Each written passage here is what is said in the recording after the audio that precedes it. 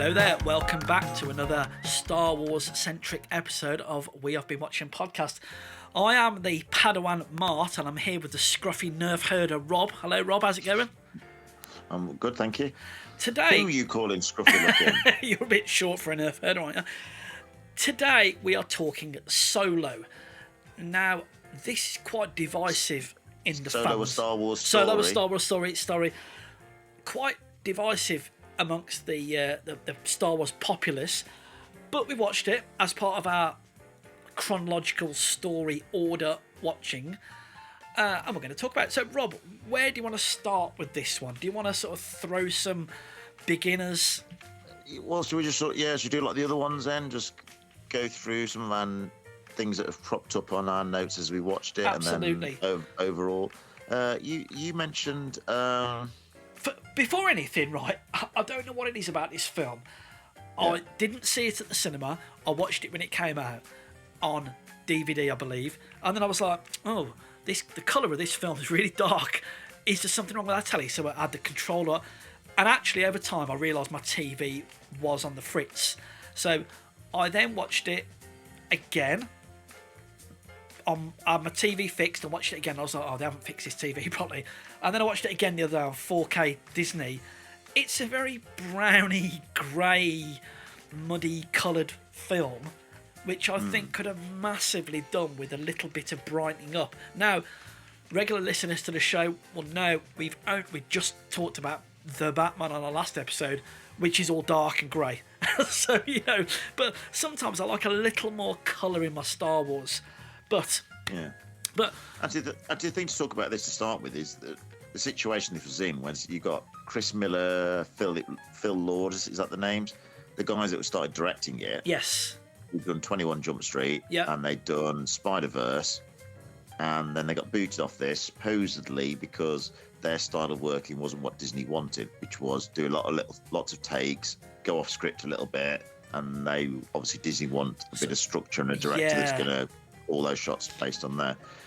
I'm a little bit frustrated when they started talking about, oh, maybe it's just because the market's oversaturated, because they had this plan of doing some different Solo features. Not Solo, but I mean individual characters. There was talks about them doing a Solo movie, a Yoda movie, a Boba Fett movie. Doing like Marvel, where you've got your Avengers, big team-ups, but you've got your individual movies in between. And they were talking about, well, why can't we do this with Star Wars? But they completely messed up the marketing for this. Oh. And then they blamed it on other things, and maybe it's because the market's oversaturated. They completely screwed up. I know people who are just, like casual moviegoers who would go to see the Star Wars films. Yes. I remember when this came out, and people at work going, "Is there another Star Wars film?" There's only one just come out. So the main Star Wars episode, whatever it was, came out at the Christmas. And then, like a few months later, they were bringing Solo out instead of just waiting a year and then hyping it up properly. They completely messed it up. So we've just watched Revenge. So we've just finished the prequels, haven't we? And on our text messages, you said to me, it felt like a nice palate cleanser. Yeah, I thought that was Ant-Man, didn't I? Yeah, I thought that was a it's really the Ant-Man good. Of the Marvel films. Yeah, I thought it was a really good way of describing that, because by the time Revenge of the Sith came out and we've got absolute power, all of that, I was getting a bit CGI bloated with it and a bit of this. But now, look, I'll hold my hands up. When I heard this film was coming out, and when the first time I watched it, I was a little bit grumpy, and I was going, oh, I don't need to see about the dice. I don't need to see about Chewbacca with the hologram chess. I don't need to see about Lando's capes, although I do love that bit. I don't need to. So the first time I watched this, I was a little grumpier, but I thought, yeah, it was okay. Second time I watched it, although I'm like, this film's really dark, I thought, it's okay. So this is my third watching the other day, and this time I went into it utterly open-minded, and I gotta say, I had a blast with it. I really, really enjoyed it. I think time has been kind to it, because you're separated from all that stuff now. Yeah. Watching it in the order that we're watching it is the best place to see this film. Yes. Not the order that we saw it when it came out of the cinema. Because we've just had episode 1, 2, and 3, all Skywalker saga. Yes. And then to have this, which is a bit more of a caper movie, and just fills in a bit of a background of the fact that, there's a bit of a criminal underworld going on. There's hints of rebellion going on because the Empire, obviously, in charge of everything. This is your first encounter of Han Solo. This works fine. I don't know where I heard... Well, I've heard this on the Cinephiles podcast, but I've also heard it... Now, maybe it was in the film, I can't remember myself, but it's that thing of Han, like Lando says, Han Solo wants to be the bad guy or the rough and ready, but he's not. He's the good guy, and it doesn't matter what he tries to do, he comes out of it as kind of like a good guy. He can't help himself but do the right thing, can he? Yeah. So a couple of notes I put on here was, I'm a little bit out of continuity here, but Emilia Clarke, gorgeous, always a joy to watch. Good Chewbacca entrance. Woody Harrelson not being as Woody Harrelson as he normally is. I thought he was really subdued in this. Oh, you're jumping all over the place. Sorry, Rob. I just wanted to sort of... I'm just about introductions of characters and actors. Paul Bettany, I thought was really good in it. A bit ham, but really good. He was a last-minute addition, wasn't he? Was he? He was one of the Ron Howard things. But they say that Ron Howard refilmed like over half of it. Really? So I think it's pretty well made film. I like the smuggling bit at the start when he's obviously working with a bunch of orphans, and there's that car chase. There was another thing we're watching this in this order. After watching that dreadful motorbike chase in Boba Fett series. Oh God, yes. This has got speed to it. This is quite a good little car chase just to get the film started. I quite like the fact that they're in those really crap-looking loading bay industrial hover cars, aren't they? They're not good at all. It's that is it the Star Trek reboot? It's that thing with James Kirk, isn't it? Nicking his dad's car and all. It's that kind of vibe here, isn't it? I thought there was a good chemistry between Solo and what's the character's name now? Emilia Clarke's character. It's like Reza Dizer. Can't remember now, but I thought there was good chemistry in that. Although I will say the actor who plays Solo, I just kept thinking it was Carl Urban. He's got a real Carl Urban look to him, I thought. I think he overdoes the smirking a bit, but again, I suppose the character's fancying himself as a scoundrel, and he's not quite what he. Maybe. I think at this point in again watching it.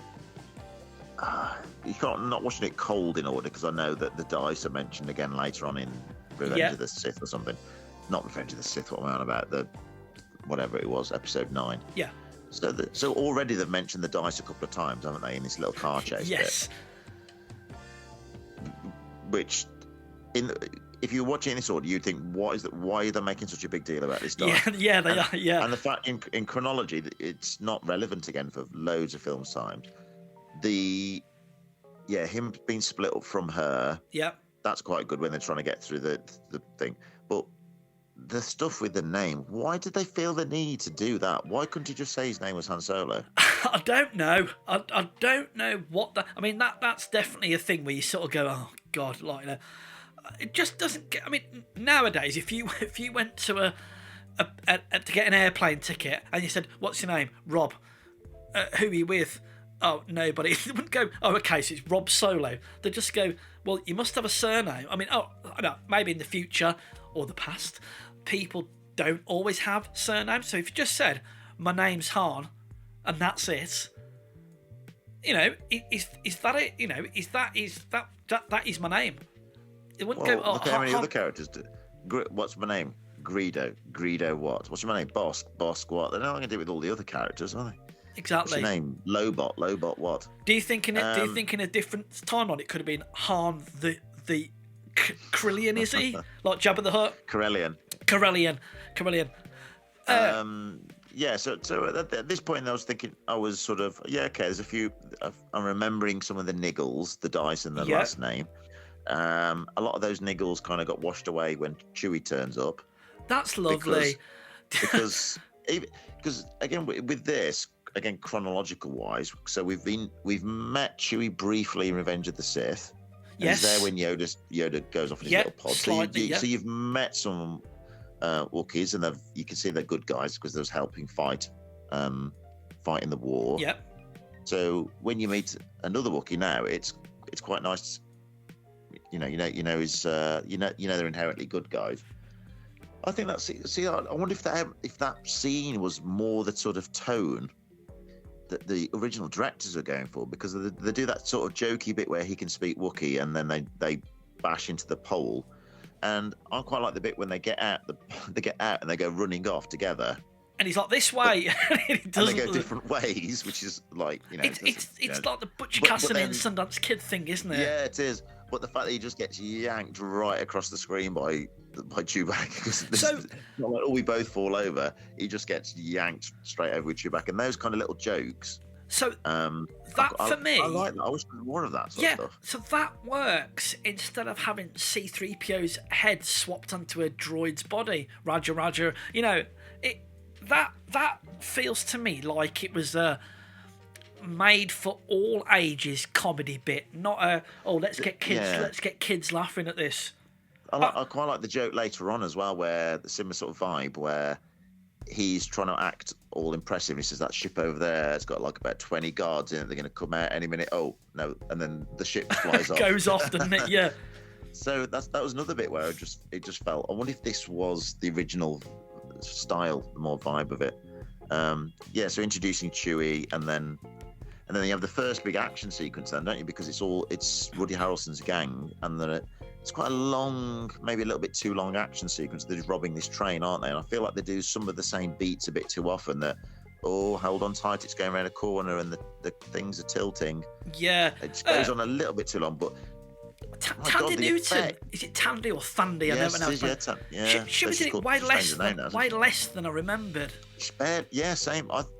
She's barely in it. Is she? I remembered really? it being long, and then it's doing that thing in it. So you see Woody Harrelson, he's got that rifle, hasn't he? And he sort of disassembles it, then he chucks over that blaster to Han, doesn't he? And you're like, oh, little camera nod there towards his blaster style. But I quite like that thing of, well, it's heist movie, isn't it? It's that thing of doing the score and then it goes wrong, and then suddenly you're in even more so over your head, and you've got to go and see your psychotic boss who's, I'm going to give you one more chance if you do. And it's just that right amount of cockiness off Han to try and get themselves through it. What I felt with watching this straight after Revenge of the Sith is, I can't think of a moment in this film where the effects look bad. No, it's fun. I love seeing the Falcon brand new as well. I was like, it looks fabulous. Everything looks great. Even the bits when they're clambering across the tops of the trains and stuff, and it's obviously, you're thinking, well, what were they really doing in reality there? Are they just CGI people? Is it all animated, or is it actors in green screen stuff? But it looks so slick. It looks really, really good. That pilot, he's got like 4 arms, hasn't he? He looks great. He looks great. And the interactions with him are spot on. We talked about you mentioned about with the Jabba the Hutt thing, not Jabba, sorry, Jar Jar, where people are looking where his eyes aren't. yeah. I totally bought these characters were in that ship with them. And little bits of sorry, I forgot that guy's that character's name now, but no, I'm not sure. You see him cooking, and you say, when this is finished, I'm going to get home and I'm going to build a farm and all that. And it's just a little bit of character building. So when he gets shot, you actually feel something. Yeah. Like, I was actually, it'd been in it 20 minutes, and I felt like he was a notable and worthy character, not just some CGI nothingness. Yeah, it's a shame actually, because because Tandy Newton, just because you recognise her, and then him, you kind of take a liking to him pretty quick. Yeah.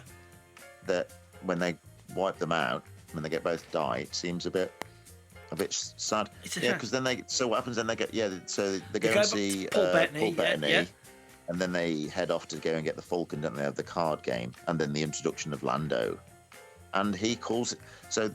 This does explain our conversation we've had then. You know the real life reason why he calls him Han, don't you? No. Apparently, Billy D. Williams kept fluffing his lines up and kept saying Han instead of Han. And eventually, I heard this on a podcast, and eventually they said, "Oh look, we'll just go with it," because we're just getting sick of shooting it. And apparently that's why he kept saying Han instead of Han. And I was like, "Oh right, cool." So it was nice to sort of see young Lando do this. Well, they explain that, don't they? Because he introduces himself, doesn't he? And then Lando says Han, and he kind of corrects and goes, "It's Han" or something. He makes some little. But then he does it just to piss him off, doesn't he? Yeah, and then he's got that swagger and confidence of Lando. I loved him in this. I thought he was fab. And again, it's that Han being to Emilia Clarke, "I'll take care of this. I'll do this." And she actually knows Lando, and she says, "Can I borrow your ship?" And he's like, "Oh yeah, cool, no problem." Did you notice when Beckett turns up at the bar? Yeah. And Lando recognise him. Yes. And Beckett says to Lando, Lando says to Beckett, "You the guy that killed Aura Singh." Oh no! What? Explain more. Go on.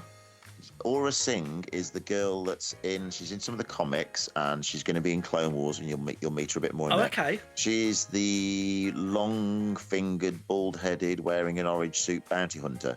She's watching the pod race in Phantom Menace. Oh, I'll have to go back and find this out. Yeah, so that's Aura Singh. So you'll see her in the Clone Wars. She hangs around with Cad Bane. And basically that explains what happened to Aura Singh. I thought that was a little thing. I've heard a lot of hate on this. What do you think of Phoebe Waller-Bridge's? Is it L337? I'm torn on it. Snarky, salty. I like it, but I'm not sure if it's right for this movie. I liked it way more than I remembered. And so when I last watched it was several years ago, and since then I'm promising I'm not going to talk about the anti-woke brigade today, Rob, but they saying, "Oh well, she's pro-feminist," and on the internet there's sort of like negativity. So you get a thing in your head, and I watched it and I thought, she's actually really good. What did make me laugh was we're watching it, and I turned to my wife and I said, "It's not just me, is it? The way, I'm gonna say she's designed in that feminine shape. Even the way she walks like somebody. Hips go up and down. Well, yeah. She's got wider hips, little waist, bigger upper torso, and when she walks, it's like she's wearing high heels almost. It's that swagger, isn't it? Yeah. And I said, it's not just me. And my wife's like, no, they've given her hips and they've given her, and then obviously later on, her mapping system or her conscience goes into the Falcon, which is always something I forget, that there's always that thing, isn't there? So they go. I think with the L3, I think one of the things I find a little bit off isn't the way the character's played so much. I don't mind the character. I think the voice acting is just a little bit off. I don't feel like it quite suits. I never feel like the words are coming from the robot. Is it too human-like? Yes, yeah. And I can hear Phoebe Waller-Bridge off camera doing the lines in a way. Is it any worse than Anthony Daniels, though? Yes, it is worse. See, I think even when you know who's playing a part, but something like Monsters Inc. is a good example. Yes.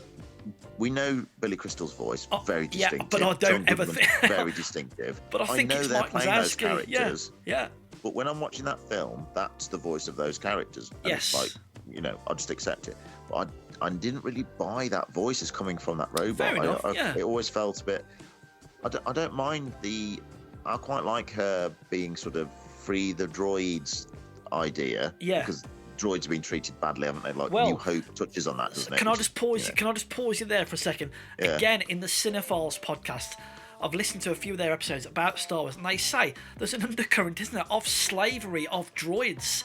Because they are sentient in varying degrees of sentience, but they are treated like slaves. So that's picked up in this, isn't it? Which I really like. Yeah, I think I don't like the bit when L3's in the Falcon though, and she's sitting sitting in the chair in a really human way with her elbow sort of propped up on the side. Yeah. And she's talking to Kira. That's her name, isn't it? Kira, that's it. Yes. That's it. And she says something.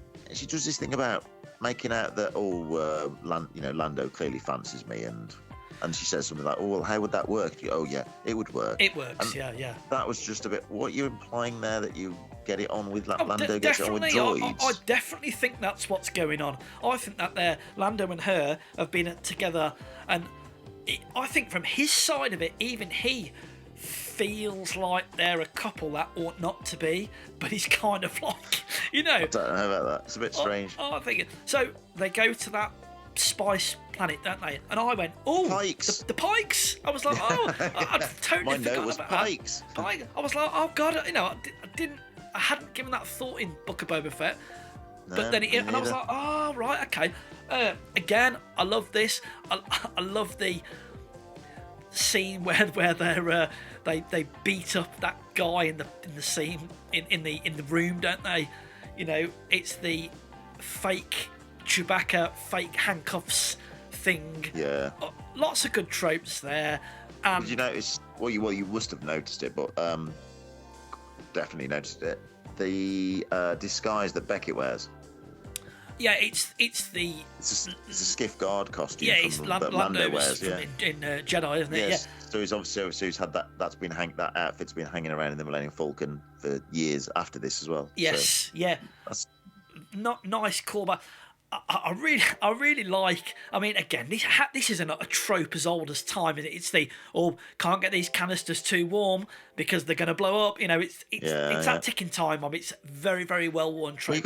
You have a really long middle set piece then, because you've got all of that stealing robbery scene and with the releasing droids the coming wookies, out. Yeah, which goes then straight into getting into the Falcon. And I quite like the Falcon escaping and being chased, and then a destroyer turns up and the Kessel Run. Really long action sequence. I love this bit. I am a massive, massive sucker for space Cthulhu, space beasts, things, black holes being giant tentacle. For me, I'd watch that scene over and over and over again. It was just right. Totally aside from this, I think I posted on our Twitter the other day, they've released that Star Wars hotel, haven't they?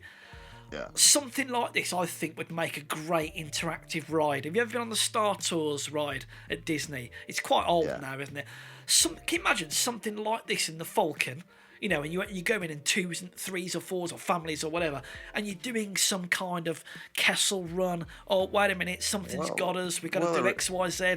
There is that Millennium Falcon ride in the Galaxy's Edge in Florida, isn't there? So perhaps you do something like that. Sorry, I don't know about that. No, I've never been to that. So, but I love all this. It's brilliant. I love the tentacles, the old Star Trek. Oh, we're on the edge of a black hole being pulled in. Quick, put it, and we're off. And of course, that shows growth of Solo as well. That now he can make that crushing the ice crystals together. He can make that.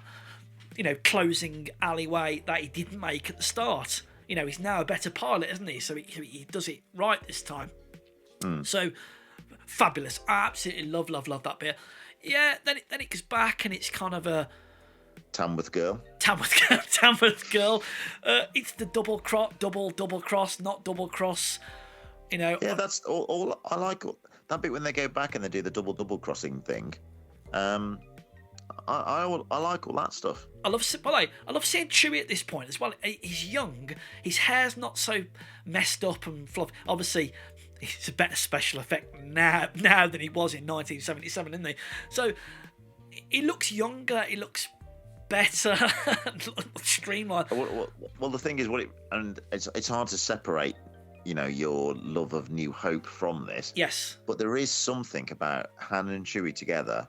Just thinking, oh, they are so cool. You mean like in Force Awakens when they say, Chewie, we're back, and I'm just sat there at the cinema absolutely sobbing. Oh, God, yeah. Wait till we get to... The thing with it is, this sends me back to when we was probably 7, 8 years old at primary school. Yep. And whenever we played Star Wars, no one wanted to be Luke. No, based on New Hope, so he wasn't the kick-ass Jedi that he turns into in he's a whiny, yeah, so everyone wanted to be Han and Chewie. Yeah. Because they're the cool ones. I was had to be a Jawa. That wasn't very fun for me. Routine. Oh. So they go about, Paul Bettany. There's an undercurrent in this that I think's really good, which doesn't get expanded on, and that is the life that Kira has had, whether it's under Paul Bettany's character or under who's that giant puppet slug? Is it Ma or something they call her at the start? And she's the under. I love that as well. I love puppet. Paul Bettany's. Now I'm trying to think now.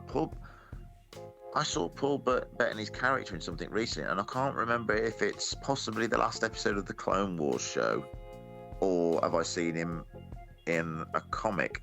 I've just seen some references just popped in my mind. I just thought, oh, look, they've planted that seed, knowing that the Solo film is coming out. What is the point of that lightsabery type handheld dagger? Why not have a really sharp knife? I mean, I know it looks cool, and it's great, and it's fine. But it's like, or is it just to cut through anything? Is that what that's for? Yeah, it's weird because he's got this handheld dagger thing, and Han's got a blaster. Yeah. And they're sliding around, hiding behind things. You just think you just stand up and just shoot him. Stand up, shoot through the sofa 5 or 6 times, and you got him. Yeah, it shouldn't be too hard to get him. But really, again, Emilia Clarke shows how great she is there. Her character. I don't know what it is about this. Whether it's her hair or her character, I like Emilia Clarke in this a lot. I mean, I think she's fabulous in everything I see. I think she's good. My heart goes out to her a lot in this. I feel it's a bit too much. I feel like it's just Emilia Clarke though. I don't really feel there's much of a role. There's much of a character there that she's playing. I don't know. She's got that scar with the ring on her wrist, doesn't she? And I feel like she's definitely got something. But she's delightful. Maybe it's a shame, isn't it? Because I don't know how they'll fit it in with timelines and things like that. I mean, she could appear again, but where would that fit? I mean, Kenobi takes place after this, alongside this, before this. Where does Kenobi fit? No. Alongside. A little bit around about the same time, so they can touch on Crimson Dawn again. With did you know about Darth Maul first time you saw this? Like, had that been spoilt for you? No, I don't. And I went, oh! I was like, what? I thought it was going.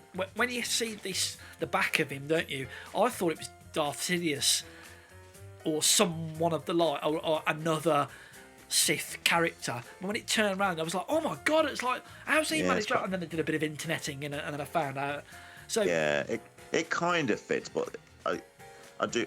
This is where I get a bit confused, especially with the you got shows and comics and films that are all in different points of the timeline. Because I just thought, well, he obviously goes bad and he goes mad. Sorry, he comes back with his crazy spider legs, but then starts running a crime syndicate. But then gets captured by the Jedi and Clone Wars. And I just think, well, where is he at this point? So I get a bit confused. This is just me personally, but I felt like this film got absolutely battered. So they said, right, forget it now. We won't go anywhere more with that. I'd love to have seen what happens to Kira, more about Darth Maul, more about young Han and Chewie. I would rather a series that follows on from this than that Cassian Andor film doing. Because I might change my mind when I rewatch Rogue One next week, but I don't remember that character standing out in my mind as remotely interesting. I'd have rather have seen a Donnie Yen character or something like that. So, Rob, I wrote in my notes here, the Marauders discuss. Are they the ones who turn up? Is it The Last Jedi? And they've got the 6-legged horses? Is that them, or are those people ex-stormtroopers? I can't remember now. But do these Marauders turn up again? Or do they get absorbed into the Rebel Alliance? Or what? Or do they just get forgotten about? Yeah, I'm not sure about that actually. You might have to Google. Yeah, I'll have to do some internet. Wikipedia. I know Will know. It'd be our friend of the show, Paul. He'll know. He's a super duper Star Wars master. So we'll have to ask Paul. Paul, if you're listening, give me a shout, mate. So yeah. And then he goes and wins the Falcon, doesn't he? At the end. And with the old fake card. Yeah, and then they show you at the very end of the film the final shot. Is it the dice? Is it again? Which is again why they put so much importance on that. So the closing shot, the dice. You're watching that film thinking, and what's that supposed to mean? Do you know what? Yeah. So I rewrote Revenge of the Sith last week. I'm going to rewrite Solo. What they need to do is right at the start. Emilia Clarke has got these dice. She wins at whatever, and she gives them to him and says, "Keep the." Do you remember is it the film Alive? And do you remember that film about the plane crash? Yeah. Right. And in it, there's a bit where this guy says, "Oh, there's 2 red shoes." Do you remember? And he gives one to his friend or a little girl, and he says, "We'll put I'm coming back to save you, and we'll put these shoes together." Do you remember that sort of plot in there? It's about here's my promise to you to come back. It's like a locket necklace or a half penny necklace cut in half. Friends lockets, yeah. That's it. If she'd have said, "Have these dice, bring them. You come back to me, Han. Bring them back to me," that would have given him a reason to have these dice because he was always in love with her, wasn't he? And then of course, they're supposed to be super important. So obviously, when you see them again in Episode 8, isn't it? In Last Jedi, you see them, but you don't know where he's got them from in the first place. I mean, if there's a film about your life, would it have like, "Oh, here's Rob's favourite mug," and he's gonna clunk it on top of the Falcon's dashboard as they drive? It's yes, we've all got little trinkets and things that we love. Is that just what it is? Is it just a favourite good luck? I know he says it's a good luck charm. There's no backstory for it to feel like it actually means anything. Maybe it should have a lucky Wookiee's foot on a keychain. Lucky Wookiee foot. Lucky Wookiee foot. So, come on then, Rob. How many Woody Harrelson chewing sceneries do you give this? Oh, I enjoyed this a lot. I enjoyed this way more than I remembered. And it was a really good, we said it at the start, a really good palate cleanser. I think, and then this is all in context of watching it in this order. Yeah. But maybe because we've seen Episode 1 and 2, 3 so many times, we're getting annoyed by the same things that always annoy us, and we can't move past them. But I suppose with Solo Pass, because it had such low expectations, we're a bit disappointed when it first came out. We've not seen it for a while. More practical effects. I felt in the first 3 I was drowning in CGI. This didn't feel as heavy as that. Even with things like giant tentacled monsters coming out, it didn't feel that bad. Yeah, it's well done. The effects they're really good. Its biggest fault is it's non-essential. But it's a bit like when you have, it's like in a comic series, you have your main comic run, and then someone will do a little limited edition one shot or something like that. Yeah. And in books, they've got, you got your main saga. What's his face? The Stephen King Dark Tower series. You got your main series, and then you did another book which kind of fits in there, but you don't need to read it in that order. So it's like an extra if you want it. And there's a short stories, isn't there, that the girls, the Retruria or whatever it was called, with the vampire girls. Oh, the sisters of something. Sisters. Yeah. So you get that in lots of other media, don't you? Where you have these extra little flashbacky side bits. They don't have to be super essential. And I think maybe because Star Wars had never done it before, now it's got the TV shows. But also, I think anyone could watch this without. I don't imagine many people are going to watch Revenge of the Sith who aren't Star Wars fans. But I feel anyone could watch this as a caper movie. Oh yeah, I think it's good. Well, that thing when I said about. It feels like the Ant-Man after you've got the main Marvel saga, and then you've got a little bit of a caper, and it's good fun. And it's probably maybe 8 dice out of 10. I love it, Rob. I totally agree. I'm also going to give it 8 Cthulhu beasts falling into the maw. Oh, something else I love as well is giant ice crystals crashing together in space. I just love that. I really, really, really enjoyed this way more than I expected to. Even because we got Rogue One next week to talk about. That's quite heavy going as well, isn't it? There's lots of it's Grand Moff Tarkin, there's a young Leia in it. Saw it when it came out. Watched it again when it came on Sky Cinema. Yeah. I don't think I've seen this since. So I think I've only seen this the twice, and that's I've seen this about 3 times. First time it was available. But yes, Solo entertainment and the cup of tea test. Oh, I didn't stop. In fact, what I did do is I paused it, went to make a cup of tea, and then I was like, I don't want to miss any of this. Yeah, I watched it in 2 sittings, but both of them were uninterrupted. I felt like I had to pause it. It didn't feel... I was enjoying it, and I didn't want to miss anything. And there's little references in there. Some of them are a bit cheesy, but some of them are pretty good. And I think also, what is it? Is it 2 hours? It didn't feel that long and heavy either. Yeah, it's just over 2. So it could do with, I think, the balance of it, the weighting of it's a bit off. It just takes a bit of a while when you're joining the Imperial Academy, and then there's all that stuff with Chewie. Then it's the train. Then you've got that massive set piece in the middle. Then there's a double cross. And I think some of the stuff at the start, I think there's a few bits that could have probably trimmed and maybe just got a bit of a movement. I think the train chase is a bit too long. Yeah, really. Yeah. And then obviously he's just going off to have his meeting with Jabba and get a deal for him, which is going to go wrong, and he'll drop the cargo, which we know about because that's referenced later. Yeah. So he's going off on that, and yeah, I'm looking forward to watching Rogue One now. And me, yeah. I've watched Rogue One 3 times, I think. I remember it being really good. Again, a bit like we talked about Batman earlier. Grounded.